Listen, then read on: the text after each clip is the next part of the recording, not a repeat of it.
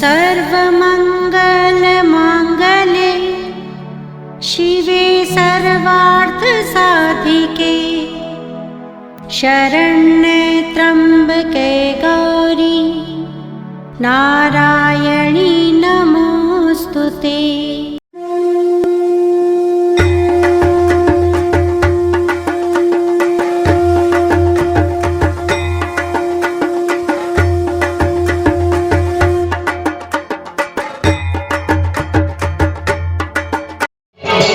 जीवन बनाने को दर्श पाने को भगवान का शौक नहीं दर्श पाने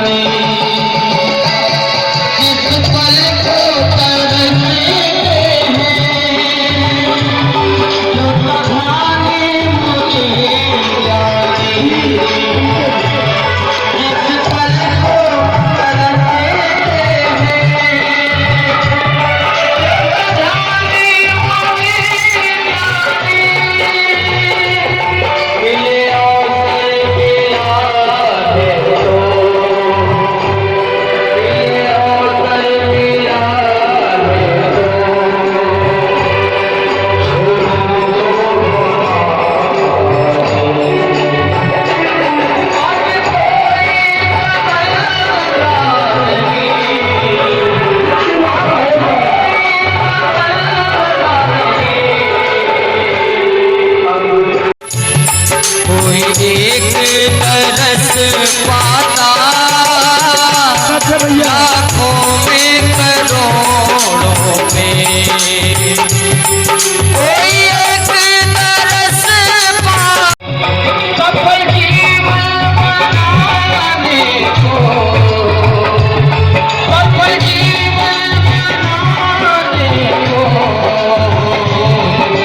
जीवन बनाने को जीवन दर्श पाने का शौक नहीं दर्श पाने को। तुम्हारे दर्शन को पाने को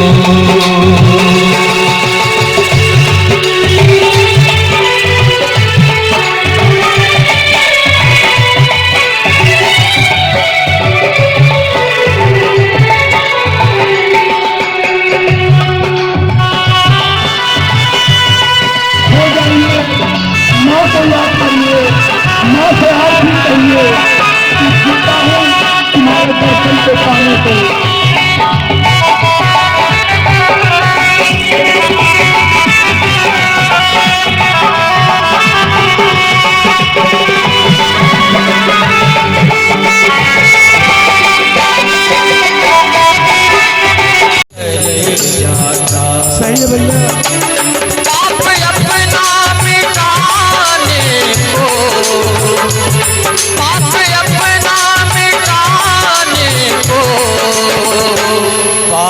अपना मिटाने को जीता हो दर्श पाने को कुछ जीने का शौक नहीं जीता हो दर्श पाने को। इस तरीके से माँ ने समझाया और कहने लगा, माँ कहने लगी दोबारा तो गलती नहीं करोगे? कहने लगा नहीं करूंगा। बोल साचे दरबार की। हाँ भैया, मेरा वॉल्यूम आज कम है, अपनी वॉल्यूम थोड़ा बढ़ाए रखिएगा। अब की बार मैं संभाल देती हूँ, और कहीं थोड़ी देर में तुम्हारे पिता के दूत आ रहे हैं, वो तुम्हें सम्मान के साथ वापस ले जाएंगे, क्योंकि तुम पछता कर अपने आप को पवित्र कर चुके हो। पछतावे के आंसू आदमी को पवित्र कर देता है, लेकिन कब करता है? जब दोबारा उससे वो गलती नहीं हो। महाराज, आप सॉरी बोलें फिर वही गलती करें, फिर सॉरी बोलें फिर वही गलती करें, तो इसका मतलब सॉरी बोलना आपकी आदत है।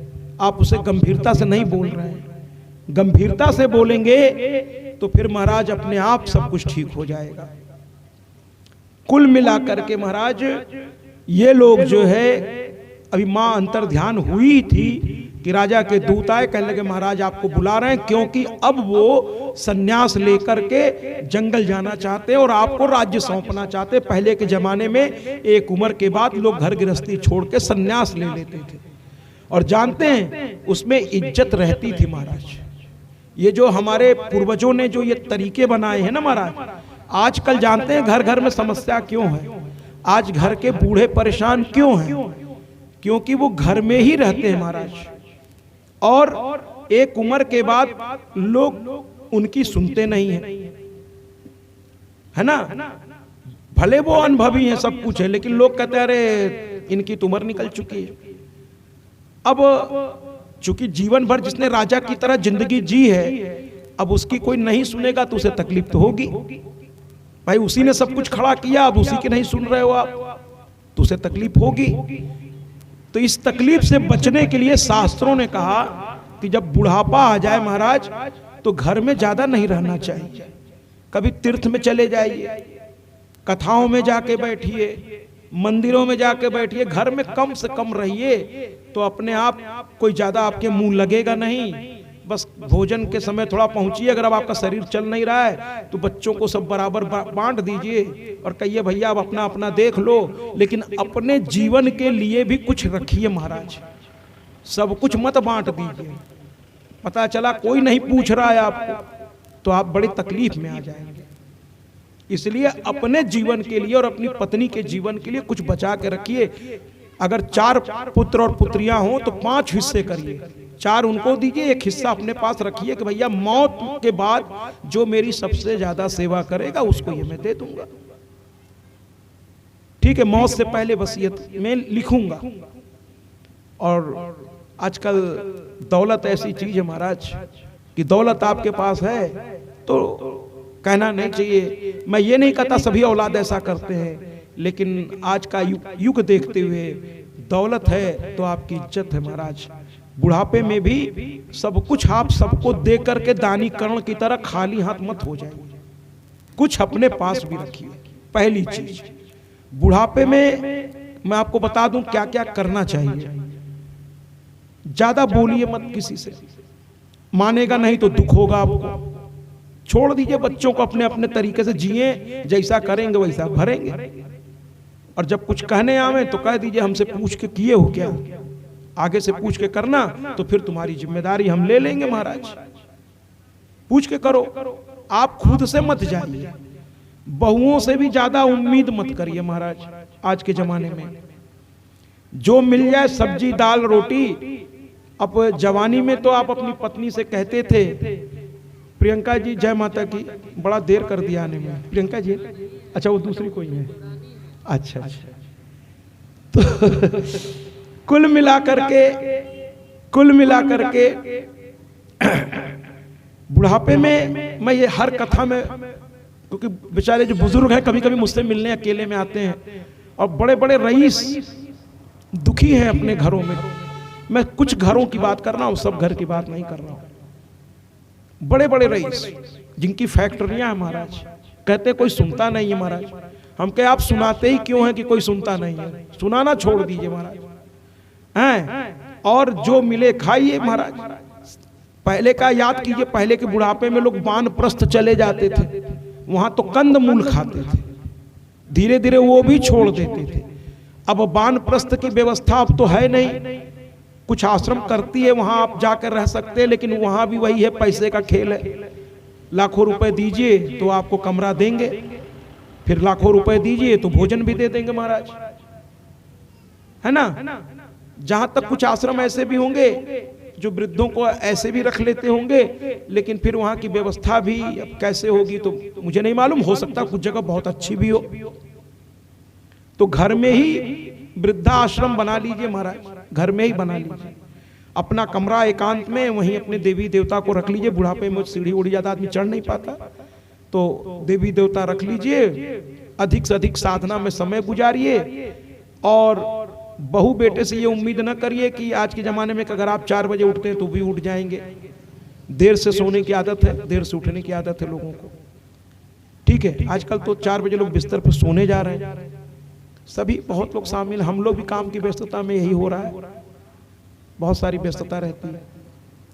तो आप अपनी जीवन शैली रखिए, दूसरे पर उसको थोपिए नहीं, दूसरे से ज्यादा उम्मीद मत करिए, कम बोलिए, अपने काम से काम रखिए, किसी के काम में टांग मत अड़ाइए, जैसा करेंगे वैसा भरेंगे। आप जब तक छोटे थे आपने कर दिया, अब वो बड़े हैं महाराज, अपना भला बुरा देखें महाराज, भला बुरा देखें। आपसे कोई राय ले तो प्यार से राय दे दीजिए कि बेटा हमारे समझ से तो इसको ऐसे ऐसे करना चाहिए, पूछने आया है प्यार से जब बता दीजिए, तब भगाइए नहीं डांट के, तब डांट के मत भगाइए, पूछने आया है तो प्यार से बता भी दीजिए महाराज। कभी प्यार से कुछ खिलाने आया है, खा लीजिए, ये गुस्सा ना निकालिए कि इतने दिन से नहीं आ रहे थे तो आज आए हो। तो अगर आज का भी कौर आप थूक देंगे तो अगली बार से जो कभी कभार आता था वो भी नहीं आएगा महाराज। तो भाव थोड़ा अलग कर लीजिए और कह दीजिए कि कैसा बेटा कैसा बेटी, पता नहीं कितनी बार ये मेरा पिता बना होगा किसी जन्म में और कितनी बार मैं इसका बेटा बना होऊंगा। ये संसार है, आज इस शरीर में ये आत्मा है। अच्छा बताइए, जन्म लेने के बाद ही तो आपको पता चला ये आपके पिता हैं, ये आपकी माँ हैं, ये आपके मामा हैं, ये आपके चाचा हैं। ये सारे रिश्ते जन्म लेने के बाद ही तो होते हैं कि नहीं होते हैं? कि जन्म से पहले से आपको पता है कि मिस्टर राम प्रसाद आपके पिताजी हैं? नहीं है ना। जन्म लेने के बाद जिस घर में उसके माँ के जितने भी मायके के लोग हैं वो मामा नाना इत्यादि बन गए, मौसी बन गई, और पिता के घर के लोग चाचा फुआ ये सब बन जाते हैं। तो ये रिश्ते यहीं बनते हैं और यहीं खत्म हो जाते हैं महाराज। आप अकेले थे, अकेले हैं और अकेले ही जाना है, तो फिर किस बात का रोना कि आपकी कोई सुनता नहीं है। अपने दिमाग से निकाल दीजिए, कहिए हम अपनी सुनते हैं, अपने मस्ती में मस्त रहिए, कीर्तनों में जाइए, कथाओं में जाइए, और जीवन भर मर मर के कमाए हैं तो अपने लिए कुछ पैसा रखिए महाराज और खर्च कीजिए, अपने ऊपर खर्च कीजिए। कह दिए सबका ठेका जीवन भर काम लिए हैं क्या भाई, बड़ा कर दिए, अब अपना अपना कमाओ खाओ। अब हम भी बुढ़ापे में भगवान का नाम लेंगे, अनुष्ठानों का आनंद लेंगे, हैं तीर्थों का आनंद लेंगे। अब हमको ऊपर के लिए भी कुछ कमाना है कि जिंदगी भर यहीं के लिए कमाते रहें और तुम ही लोगों को देखते रहें, है ना। हमको भी तो अपना देखना है कि ऊपर जाने के बाद हमारी व्यवस्था कैसी होगी, उसके लिए भी कुछ करना पड़ेगा कि नहीं करना पड़ेगा। एकदम महाराज मस्ती में रहिए, मस्त राम मस्ती में आग लगे बस्ती में। क्या करना है महाराज कि बहू क्या कर रही है, लड़का क्या कर रहा है, तो दोनों के बीच आज क्या है क्या नहीं है, अरे वो जाने, उनका काम जाने। हाँ, आप घर के बड़े हैं, अगर कोई आपसे राय लेगा तो आप देने से पीछे मत हटिए, लेकिन नहीं लेने आता है तो देने भी मत जाइए,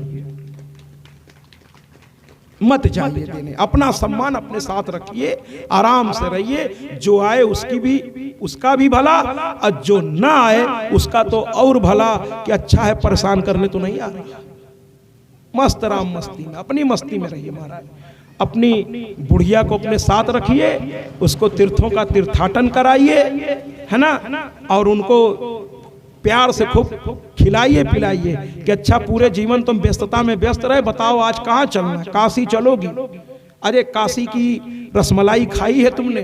बुढ़िया भी दुआ देगी कि चलो बुढ़ापे में ही सही, कम से कम हमारा ध्यान तो रख रहे हैं ये। तो खूब खिलाइए, खूब पिलाइए और खूब प्यार करिए, और दोनों एक दूसरे को जब मौत आ जाए तो मुस्कुराते हुए एक दूसरे को विदा कर दीजिए।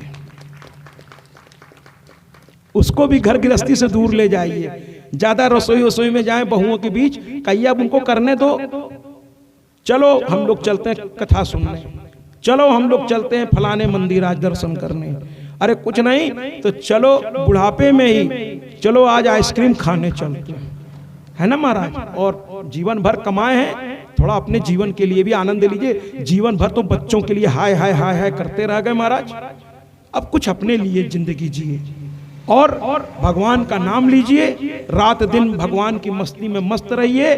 कथा कहीं भी सुन लीजिए, हो रही है पहुंच जाइए महाराज, आराम से बैठिए दुनियादारी से दूर होकर, है ना। सुनिए खूब कथाएं। हम तो जहां जहां कथा करते हैं हम देखते हैं वृद्धों की संख्या बहुत होती है, यहां मैं देख रहा हूं उतनी नहीं है महाराज, ठीक है, लेकिन बहुत जगहों पर वृद्धों की संख्या बहुत ज्यादा होती है, महिलाओं की संख्या ज्यादा होती है। युवा तो व्यस्त रहते हैं महाराज, कभी आते हैं कभी नहीं आते हैं, कभी कुछ संख्या होती है युवाओं की, कभी बहुत ज्यादा, छुट्टी वाले दिन बहुत ज्यादा हो जाती है, लेकिन वृद्ध और महिलाएं हमेशा नियम से आती हैं। तो कुल मिलाकर के यहां पर राजा ने कहा मैं जंगल जाऊंगा, अब ये तुम राज्यभार संभालो और जैसा करोगे वैसा भरोगे, तुम जानो तुम्हारा काम जाने। काम खत्म महाराज, मुझे अपने जीवन को अब सुधारने जाना है, राजा कह के चल दिए और इसको राजा बना दिया। अब ये राजा बन गया और चलते समय पिता के नाते समझा दिए कि देखो ये करना और ये नहीं करना। पिता का कर्तव्य उन्होंने पूरा कर दिया कि भाई लड़के को समझा दिया ये करना ये नहीं करना, जिससे कि ऊपर वाला आपको दोष ना दे कि माता पिता का फर्ज आपने सही से पूरा नहीं किया। आप कर दीजिए महाराज, वो नहीं कर रहा है ना तो उसका दोष है, दुनिया भी उसको कहेगी। आप अपना फर्ज पूरा करिए, आप उसको जो आपके पास है पान फूल उसको दे के कहिए अब इसको चाहे गंवाओ और चाहे इसका 100 गुना बढ़ाओ, अब तुम देख लो, तुम्हारा काम देख ले, और मैं तो चला भैया मस्ती में, और अपना आराम से भजन कीर्तन अपने पास इतना रखिए कि बुढ़ापे में किसी के सामने हाथ फैलाने की आवश्यकता न पड़े, चाहे वो आपकी अपनी ही औलाद क्यों न हो, किसी के सामने नहीं फैलाएंगे। जीवन भर शान से जिए हैं, मरेंगे भी शान से, बस अभिमान से नहीं शान से। स्वाभिमान और अभिमान में अंतर होता है। स्वाभिमान वाला व्यक्ति किसी के स्वाभिमान को तकलीफ नहीं पहुंचाता और अपने स्वाभिमान पर भी तकलीफ बर्दाश्त नहीं करता।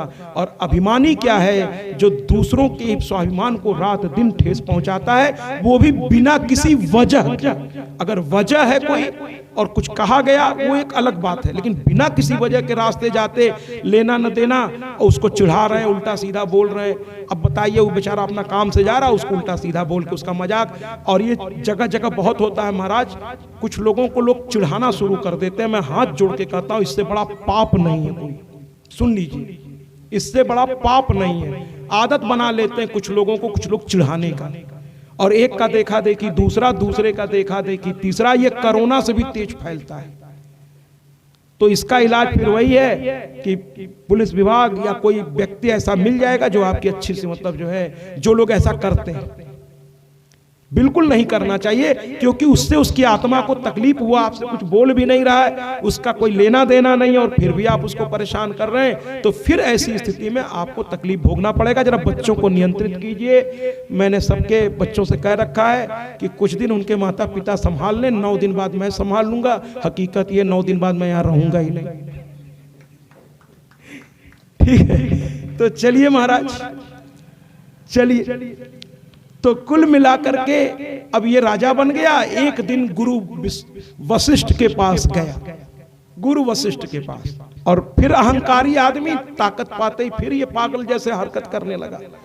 गुरु से जाके कहता है कि अरे आप तो बहुत बड़े गुरु हैं, आप बड़े पूजा पाठ करने वाले हैं, आप जो चाहे कर सकते हैं। कुछ लोग बड़ी जिद कर लेते हैं। एक कथा में एक स्त्री जो है मंच पर आई और कहने लगी कि यहाँ जो फूल पड़ा है ये मुझको उठा के दीजिए।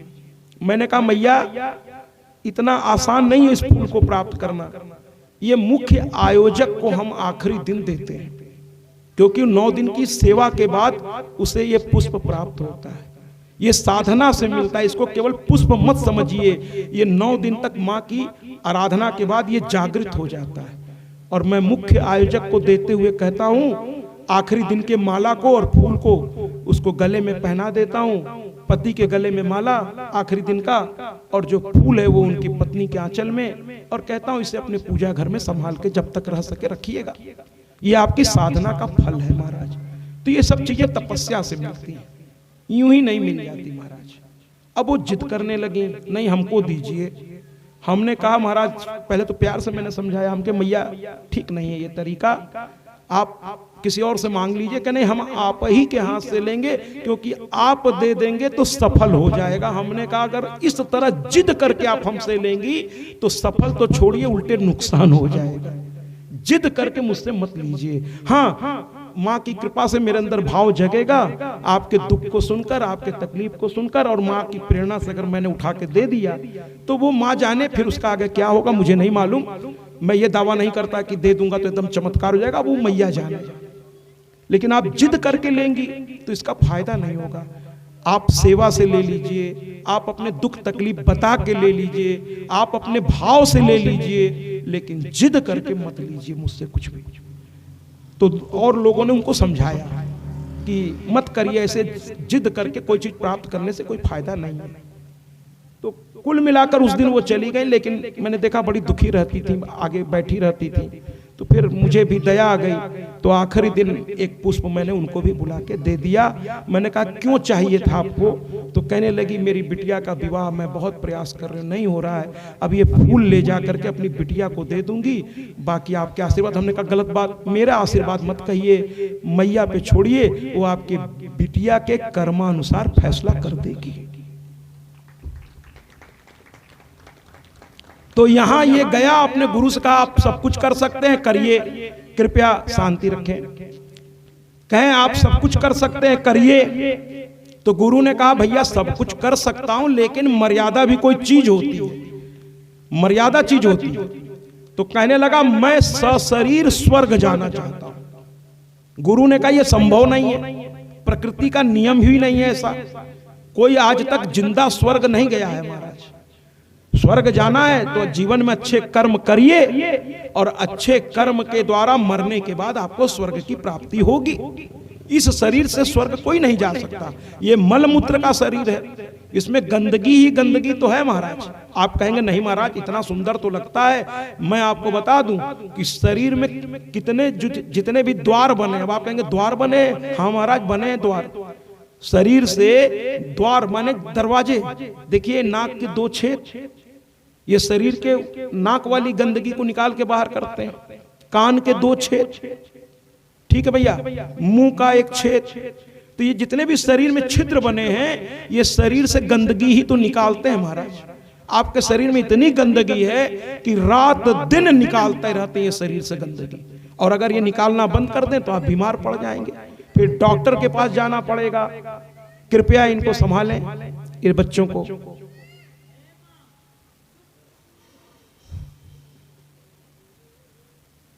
अच्छा इस बच्चे में इतनी ताकत है, पूरी कथा को रोक दिया। तो कुल मिलाकर के इसने कहा हम स्वर्ग जाना चाहते हैं। वशिष्ठ ने कहा ये नहीं हो सकता। कहें आप नहीं कर सकते? कहें कर सकता हूं लेकिन करूंगा नहीं। शक्ति भगवान उसी को देता है जो मर्यादा से इस्तेमाल करे। ये नहीं कि आज उनको खुश करने के लिए, कल उनको खुश करने के लिए, परसों उनको खुश करने के लिए। अगर ऐसे वो शक्ति का इस्तेमाल करेगा तो भगवान उसकी शक्ति वापस छीन लेंगे। शक्ति का इस्तेमाल ऐसे नहीं होता कि आज इनको खुश करने के लिए, कल उनको खुश करने के लिए। शक्ति का इस्तेमाल तो उसी को मिलता है भगवान के द्वारा जो मर्यादा में रहे। कर सब सकता है लेकिन वो करेगा नहीं महाराज। फिर आप कहेंगे फिर शक्ति किस बात की? शक्ति इस बात की कि उस व्यक्ति के पास शक्ति इसलिए रहती है कि जीवन में कोई ऐसा व्यक्ति टकरा गया जिसको वास्तव में उस मदद की जरूरत है, तब वो आगे बढ़कर वो मदद करता है। इसी को संत कहते हैं। उसके भाव को देखकर, उसकी सेवा को देखकर, उसकी लगन को देखकर तब वो मदद करता है, यूं ही नहीं कर देगा महाराज। जो लोग पंडित जी लोग दक्षिणा पापा के आशीर्वाद देते हैं, विश्वास कीजिए उनका आशीर्वाद लगेगा नहीं। क्योंकि किसी ने 10 रुपया दिया, कल सर बता रहे थे कि मजाक में वहां बैठे बैठे हम लोग आनंद ले रहे थे। कहे किसी ने कहा बिना पैसा के पैर छुए थे, तो कहे ऊपर पड़ा। ठीक है, तो वशिष्ठ से उसने बहुत जिद की, ये इन बच्चों को थोड़ा शांत करिए, कोई भी एक आदमी जाके उधर। तो वशिष्ठ से बड़ी जिद की, अंत में वशिष्ठ को गुस्सा आ गया महाराज। कोई चीज मना करने के बावजूद बार बार करेंगे तो किसी को भी गुस्सा आ जाएगा। वशिष्ठ को गुस्सा आ गया, जबकि वो बड़े तपस्वी थे। तपस्वी जल्दी नाराज नहीं होते, जब होते हैं तो जल्दी शांत भी नहीं होते महाराज, क्योंकि वो जल्दी गुस्सा नहीं करते। छोटी छोटी बात, जब कोई बात बहुत विकराल रूप में आती है सामने, तभी उनको क्रोध आएगा, और क्रोध आएगा तो फिर शांत होने में समय लगता है। तो वशिष्ठ को क्रोध आ गया महाराज कि इतने दिन से इसको मना कर रहा हूं, ये मान ही नहीं रहा है, रोज आकर के धमकी दे रहा है मुझे अपने तरीके से कि मैं राजा हूं, मैं फलाने हूं, मैं ढकाने हूं। अंत में वशिष्ठ ने क्रोध में श्राप दे दिया कि जाओ तुम त्रिशंकु हो जाओ, यानी तुम्हारे ललाट पर 3 गहरी रेखा पड़ जाए। पहली रेखा उस ब्राह्मण की लड़की का अपमान करने के लिए, भरी सभा से उसको उठाने के लिए पहली रेखा तुम्हारे ललाट पे पड़ जाए, और जैसे ही गुरु ने, संत ने ये बात पूरी की, उसके ललाट पर एक गहरी रेखा पड़ गई। कहे दूसरी रेखा अपने पिता का अपमान करने के लिए, उनके दिए राज्य का अपमान करने के लिए, अपनी सत्ता का अपमान करने के लिए, रात दिन तुम जिन चीजों का अपमान कर रहे हो, दूसरी रेखा इसके लिए पड़ जाए। और तीसरी रेखा, स्त्री का सम्मान नहीं किया, गौ हत्या तक तुम करते हो अपने तरह तरह की चीजों के लिए, तुम हमेशा मनमानी करते हो, किसी की नहीं सुनते हो, सिर्फ अपनी ही कहते रहते हो, बार बार समझाने के बावजूद अपनी गलतियों को रोकते नहीं हो, गुरु का भी अपमान करते हो, उनकी बातों को अनसुना करते हो। किसी के बात को अनसुना करना भी एक तरह से उसका अपमान करना है। इसलिए आज मैं क्रोधित हूं और तुम्हें श्राप देता हूं कि तीसरी रेखा भी तुम्हारे सर पर प्रकट हो जाए। जी तालियां स्वागत करिए। सजा कभी कभी जरूरी होती है। राम तक ने कहा है कि लक्ष्मण बाण सरासनान भय बिन होई न प्रीत। कभी कभी जरूरत पड़ती है महाराज। हम लोग शिक्षक हैं, हम लोग को पता है साम दाम दंड भेद सब इस्तेमाल करना पड़ता है। राम तक ने कह दिया कि विनय न मानत जलधि जड़ गए 3 दिन बीत। मैंने राम समुद्र की प्रार्थना कर रहे हैं कि मेरी पत्नी को रावण ले गया है और आप मेरे कुल देवता हैं, मैं आपका अपमान नहीं करना चाहता। और बेचारे बैठ गए 3 दिन भूखे प्यासे समुद्र से कहते रहे मुझे रास्ता दे दो, मुझे लंका जाना है, अपनी पत्नी को छुड़ाना है। लेकिन समुद्र जो है उनकी बात ही नहीं सुन रहे। 3 दिन कहते रह गए राम। अंत में राम को क्रोध आ गया महाराज, खड़े हो गए और कह दिया बाबा तुलसी ने, लक्ष्मण बाण सरासनानो सोखी पारिद कृषानो। मैंने लक्ष्मण मेरा धनुष बाण लाओ, क्योंकि जो विनती और प्रार्थना नहीं सुनता उसको फिर यही भाषा समझ में आती है। आज मैं इस समुद्र को पूरा सोख डालूंगा महाराज, क्योंकि भय बिन होई न प्रीत। बिना भय के शांति की बात भी संभव नहीं है। शांति की बात, पाकिस्तान को देखिए, हमारे देश वाले हमेशा प्रेम से बात करते थे, कहां सुनते थे। दुष्ट कभी प्रेम की बात समझ ही नहीं पाएगा महाराज। तो उनकी भाषा में आप उनको जवाब दीजिए। उसके बाद कुछ और भी बड़े दुष्ट होते हैं, कुछ तो फिर भी अच्छे होते हैं, एक समय के बाद समझ जाते हैं। उनको मैं अच्छा कहूंगा, सुबह का भूला शाम को घर आ जाए तो उसे भूला नहीं कहते महाराज, वो अच्छा इंसान है, तभी तो अपनी गलती समझ लिया और उसको सुधार लिया। ऐसे लोग मेरी नजर में बहुत ऊंचे हो जाते हैं, जो अपनी गलती मानते हैं और उसे सुधार लेते हैं। कोई दिक्कत नहीं, इंसान है, गलती हो जाती है, लेकिन सुधार लिया उसने। लेकिन जो कहते रहिए, सुनने का नामे नहीं, आप कुछो कर लीजिए महाराज। तो ऐसे ढीठों के लिए तो फिर राम ने भी धनुष और बाण उठा लिया था, और जैसे ही उठा के खींचा उसमें अग्नि जलने लगी तो समुद्र भाग के चले आए और खुदे कहने लगे हम लोग जड़ प्रवृत्ति के हैं, जब तक सजा नहीं मिलती महाराज तब तक समझ में बात नहीं आती।